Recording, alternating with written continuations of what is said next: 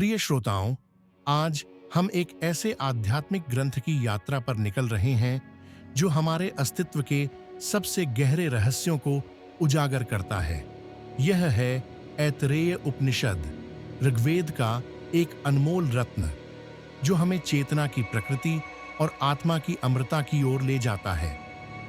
यह उपनिषद हमें ब्रह्मांड की उत्पत्ति, जीवन के सार और स्वयं के भीतर छिपी परम सत्ता का बोध कराता है। इसकी शैली सरल है, किंतु इसमें समाहित दार्शनिक विचार अत्यंत गहन और मन को शांत करने वाले हैं।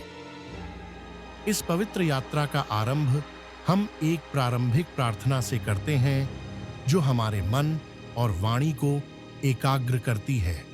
यह प्रार्थना हमें सत्य की ओर उन्मुख करती है और ज्ञान के प्रकाश से हमारे अंतर्मन को प्रकाशित करती है। हम कामना करते हैं कि हमारे वचन और विचार एक साथ एकाग्र हों ताकि हम सत्य को ग्रहण कर सकें।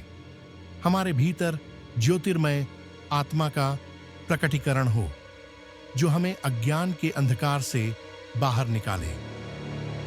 वैदिक ज्ञान के माध्यम से हम परम सत्य को प्राप्त करें और जो ज्ञान हमने श्रवण किया है वह हमारे भीतर अमर हो जाए।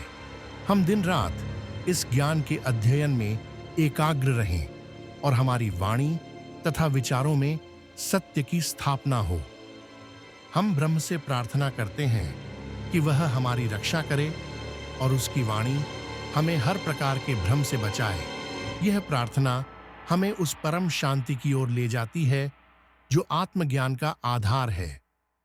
सृष्टि के आरंभ में केवल ब्रह्म ही था जो स्वयं में पूर्ण और अद्वितीय था। उस समय न कोई शब्द था, न कोई रूप और न ही कोई गति। सब कुछ उस परम सत्ता में समाहित था जो असीम और अवर्णनीय है। फिर उस ब्रह्म के भीतर एक इच्छा जागी, एक संकल्प उठा, मैं सृष्टि करूं। इस एक इच्छा से ही इस संपूर्ण जगत का जन्म हुआ जो आज हमें दिखाई देता है। इस संकल्प के साथ ही प्रारंभिक तत्वों की रचना हुई। सबसे पहले अंभस प्रकट हुआ जो कारण जल है, जहां सभी बीज छिपे हुए हैं। यह वह सूक्ष्म अवस्था है जहां से सब कुछ उत्पन्न होता है। फिर मारीचिका प्रादुर्भाव हुआ जो आकाश का प्रतीक है, जहां सभी तत्वों को स्थान मिलता है। इसके बाद मरा, मृत्यु का लोक जो परिवर्तन और लय का क्षेत्र है, अस्तित्व में आया। अंत में आप, स्थूल जल, प्रकट हुआ जो जीवन का आधार है और जिससे सभी जीव पोषित होते हैं। ये तत्व सृष्टि के मूल आधार बने। ब्रह्म ने इन जलों से एक विराट पुरुष का निर्माण किया, एक विशाल रूप गढ़ा। यह विराट पुरुष संपूर्ण सृष्टि का प्रथम देह था जिसमें सभी लोकों और जीवों का सार समाहित था। इस विराट पुरुष से ही देवताओं और तत्वों का प्रादुर्भाव हुआ। उसके मुख से वाणी और अग्नि प्रकट हुए जो अभिव्यक्ति और प्रकाश के प्रतीक हैं। उसकी नासिका से गंध और वायु उत्पन्न हुए जो प्राण और संवेदनशीलता का प्रतिनिधित्व करते हैं। आंखों से दृष्टि और सूर्य का जन्म हुआ जो ज्ञान और प्रकाश के स्रोत हैं। कानों से श्रवण और दिशाएं प्रकट हुईं जो हमें संसार का बोध कराती हैं। त्वचा से स्पर्श और वृक्ष तथा औषधियां उत्पन्न हुईं जो जीवन और पोषण का आधार है। हृदय से मन और चंद्र का प्रादुर्भाव हुआ जो विचार और भावनाओं के केंद्र हैं।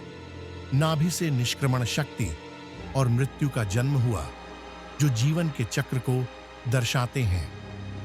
मूलाधार से सृजन, शक्ति और वरुण प्रकट हुए जो जीवन के उद्गम और जल के देवता हैं। इस प्रकार विराट पुरुष से संपूर्ण ब्रह्मांड का विस्तार हुआ। जब ये देवता प्रकट हुए तो वे भूखे और प्यासे थे। उन्होंने ब्रह्म से प्रार्थना की कि उन्हें निवास और अन्न प्रदान किया जाए ताकि वे अपने कार्यों को पूर्ण कर सकें। ब्रह्म ने उन्हें गाय और घोड़े के रूप दिखाए, किंतु देवताओं ने उन्हें अस्वीकार कर दिया। अंततः ब्रह्म ने मनुष्य का रूप दिखाया, जिसे देवताओं ने सहर्ष स्वीकार किया। उन्होंने कहा, यह रूप सुकृत है, अर्थात यह रूप ब्रह्म का सच्चा प्रतिरूप है, जिसमें सभी शक्तियां समाहित हो सकती हैं। तब ब्रह्म ने देवताओं को मानव अंगों में प्रवेश करने का आदेश दिया। अग्निमुख में वाणी बनकर प्रवेश कर गई, जिससे मनुष्य बोलने में सक्षम हुआ। वायु नासिका में गंध बनकर प्रवेश कर गई, जिससे मनुष्य सूंघने लगा। सूर्य नेत्रों में दृष्टि बनकर प्रवेश कर गया, जिससे मनुष्य देखने लगा। दिशाएं कानों में श्रवण बनकर प्रवेश कर गईं, जिससे मनुष्य सुनने लगा। वनस्पतियां त्वचा में स्पर्श बनकर प्रवेश कर गईं, जिससे मनुष्य महसूस करने लगा। चंद्र हृदय में मन बनकर प्रवेश कर गया, जिससे मनुष्य सोचने और अनुभव करने लगा। मृत्यु नाभि में अपान वायु बनकर प्रवेश कर गई, जो शरीर के निष्कासन कार्यों को नियंत्रित करती है। वरुण मूलाधार में सृजन का रस बनकर प्रवेश कर गया, जिससे जीवन का निरंतर प्रवाह बना रहता है। इस प्रकार मानव शरीर देवताओं का निवास स्थान बन गया। भूख और प्यास भी देवताओं के साथ ही मानव शरीर में प्रविष्ट हुई। उन्हें यज्ञ में देवताओं के साथ अन्न के अंश के रूप में स्थान दिया गया, ताकि वे भी संतुष्ट हो सकें। जब देवताओं ने मानव शरीर में प्रवेश कर लिया, तो ब्रह्म ने उनके पोषण के लिए अन्न की रचना का विचार किया। उसने जल में चिंतन किया और अन्न का रूप प्रकट किया, जो जीवन का आधार है। देवताओं ने अन्न को ग्रहण करने का प्रयास किया। वाणी ने अन्न को शब्द के रूप में पकड़ने की कोशिश की, लेकिन असफल रही। गंध ने उसे सूंघने का प्रयास किया, पर वह भी विफल रहा। दृष्टि ने उसे देखने की कोशिश की। श्रवण ने उसे सुनने का प्रयास किया। स्पर्श ने उसे छूने की कोशिश की और मन ने उसे सोचने का प्रयास किया, किंतु कोई भी इंद्रिय अन्न को पूरी तरह से ग्रहण नहीं कर पाई। अंततः अपान वायु ने अन्न को ग्रहण किया और उसे भक्षण किया। यही कारण है कि अपान वायु ही अन्न को पचाने और शरीर को पोषण देने का कार्य करती है। जब सब कुछ व्यवस्थित हो गया, तब ब्रह्म ने स्वयं मानव शरीर में प्रवेश करने का विचार किया। उसने सोचा, मैं किस मार्ग से इसमें प्रवेश करूं? ब्रह्म ने ब्रह्मरंध्र, जो सिर के ऊपरी भाग में एक सूक्ष्म खिड़की है, से प्रवेश किया। यह वह स्थान है जहां आनंद और जागरण वास करते हैं, जहां से आत्मा शरीर में प्रवेश करती है।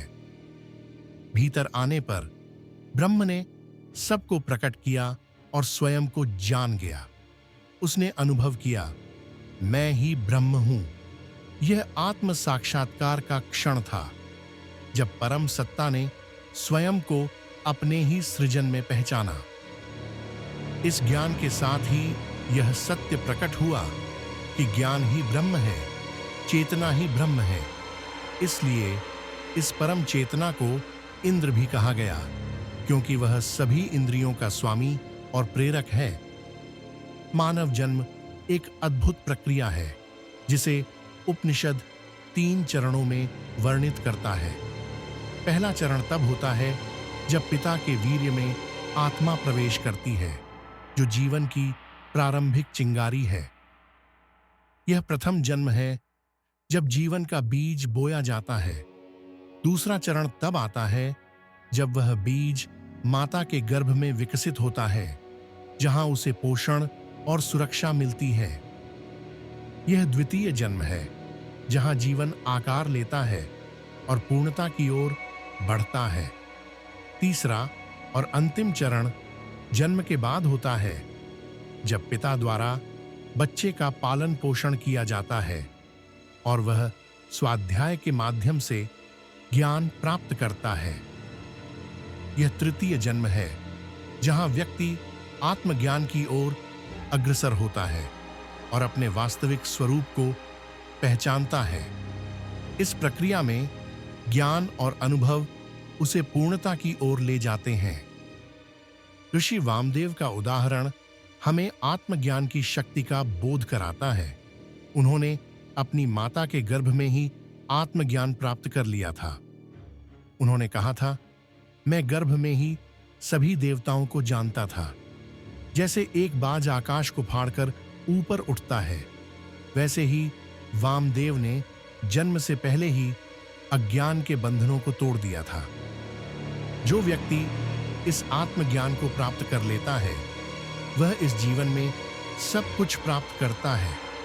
उसे किसी भी वस्तु की कमी नहीं रहती, क्योंकि वह स्वयं में पूर्ण हो जाता है। शरीर के नाश के बाद वह ब्रह्मलोक में अमृता प्राप्त करता है। वह जन्म और मृत्यु के चक्र से मुक्त होकर परम शांति को प्राप्त होता है। चेतना की परिभाषा अत्यंत व्यापक है। यह वह शक्ति है जो हमें देखने, सुनने, सूंघने, बोलने और स्वाद लेने का अनुभव कराती है। यह हमारे सभी अनुभवों का मूल आधार है। चेतना के कार्य अनेक हैं। हृदय, मन, जानना, स्मरण करना, सोचना, अनुभव करना, ज्ञान, ध्यान, इच्छा, संकल्प, यह सब चेतना के ही विभिन्न रूप हैं। यह वह शक्ति है जो हमें जागृत रखती है और हमें अपने अस्तित्व का बोध कराती है। चेतना ही हमारे भीतर की परम सत्ता है। चेतना का स्वरूप सार्वभौमिक है। यह ही इंद्र है जो सभी इंद्रियों का स्वामी है। यह ही प्रजापति है जो सभी जीवों का सृजन करता है। यह ही सभी देवता हैं जो ब्रह्मांड के विभिन्न पहलुओं को नियंत्रित करते हैं। चेतना पंच महाभूतों आकाश, वायु, अग्नि, जल और पृथ्वी में भी स्थित है, जो सृष्टि के मूल तत्व हैं। यह वह बीज है जो सभी योनियों में जन्म लेता है, चाहे वह मनुष्य हो, पशु हो, पक्षी हो या वृक्ष। सभी जीव चेतना से ही जीते हैं। चेतना ही उनका नेत्र और लक्ष्य है। यह चेतना ही उन्हें जीवन देती है, उन्हें दिशा दिखाती है और उन्हें उनके उद्देश्य की ओर ले जाती है। यह सभी प्राणियों में समान रूप से विद्यमान है। अंतिम सत्य यही है कि चेतना ही ब्रह्म है। यह वह परम सत्य है जिसे जानकर व्यक्ति सभी बंधनों से मुक्त हो जाता है और अपने वास्तविक स्वरूप को पहचान लेता है। जो व्यक्ति इस चेतना को अपनी आत्मा के रूप में जानता है, वह सभी इच्छाओं से तृप्त होकर इस लोक से ऊपर उठता है। उसे किसी भी सांसारिक वस्तु की लालसा नहीं रहती, क्योंकि वह स्वयं में पूर्ण हो जाता है। वह वास्तव में अमर हो जाता है। जन्म और मृत्यु का चक्र उसके लिए समाप्त हो जाता है और वह परम शांति तथा आनंद को प्राप्त करता है। यह ऐतरेय उपनिषद हमें उस मार्ग पर चलने का आह्वान करता है जहां हम अपनी आंतरिक चेतना को पहचानें और उसके साथ एकाकार हो जाएं। यह आत्मज्ञान ही जीवन का सर्वोच्च लक्ष्य है। आइए हम सब मिलकर इस ज्ञान को अपने जीवन में उतारें और परम शांति की ओर अग्रसर हों। ओम शांति शांति शांति।